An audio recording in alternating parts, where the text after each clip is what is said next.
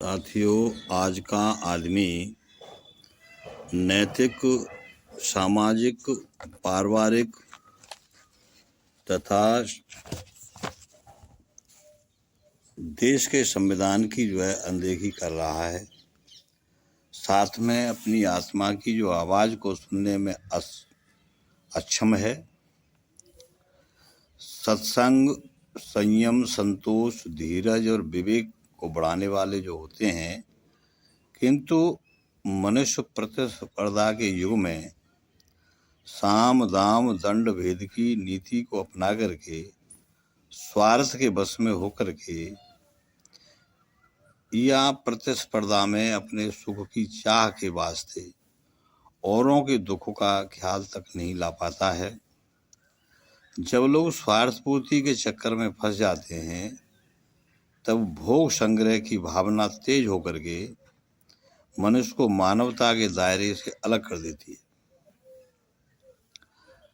सुख की चाह ही फूट का महान कारण है। हर आदमी सुखी रहना चाहता है, लेकिन दूसरों को सुखी देखना नहीं चाहता। न उन्हें सुख देने की सोचता है, केवल अपनी भावना का असली फोटो छुपा करके नकली फोटो पर अपनी मोहर लगा करके कहता है कि मैं यह हूँ, जबकि वह व्यक्ति कुछ और ही है। मानवता है कि लोगों की नज़र के सामने उसका कोई कृत्य या विचार संग की संग सामने न आए, भले ही उसे छिपा रहता हो, किंतु आखिरकार उसे सही रूप में आना होता है। जो मुखौटे बदल करके चलने वाले जो धूर्त लोग हैं, इस देश, समाज, परिवार की फूट के लिए जिम्मेदार होते हैं। बातें तो ऐसी करते हैं कि मानो आपसे प्रेम कर रहे हैं, किंतु उनके चलन या चेहरे के भीतर कालिक छुपी होती है, जो समय पर प्रकट हो जाती है। हम बातें उन्नति की, उपयोगिता की या धर्म की अवश्य करते हैं, किंतु खोजने या जानने पर उसकी हकीकत पता हो ही जाती है।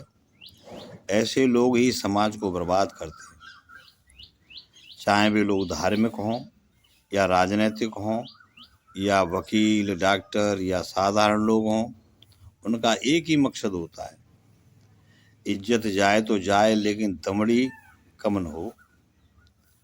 धन की लालसा ही लालच की लालसा है, जो मनुष्य को तबाह कर रही है।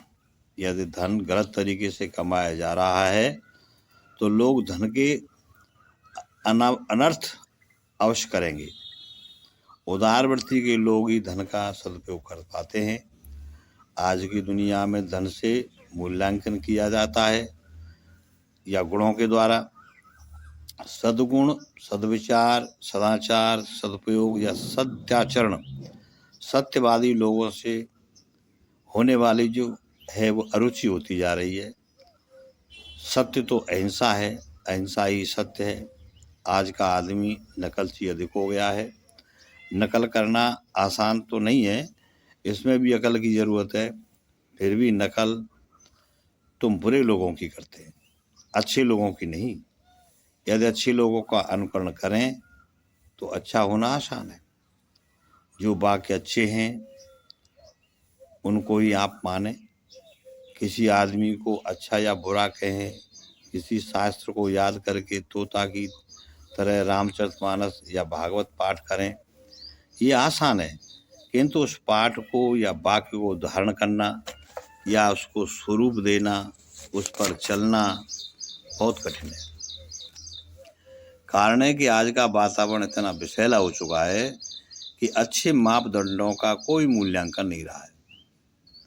भोजन तो लोग करते हैं, परंतु उसका कोई भी ईश्वरीय नियम नहीं है। जो भोजन भी निरर्थक है। हर कार्य एक प्रक्रिया या प्रयोगशाला होती है, उसमें नियम बनाए जाते हैं। सत्संग हॉल, सत्संग मंडल कार्य की प्रयोगशाला है। आज व्यक्ति अधर्म पर न चल करके उस सनातन नियम का ही पालन करे, अधर्म पर नहीं चले, धर्म पर चले। व्यक्ति यदि सत्य का पालन करता है, उसकी वाणी उसकी देह रोम रोम दिव्य रूप हो जाता है। वह सिद्ध पुरुष होता है। सिद्ध पुरुष और सती वीरों का जीवन अपने कर्तव्यों से भरा होता है।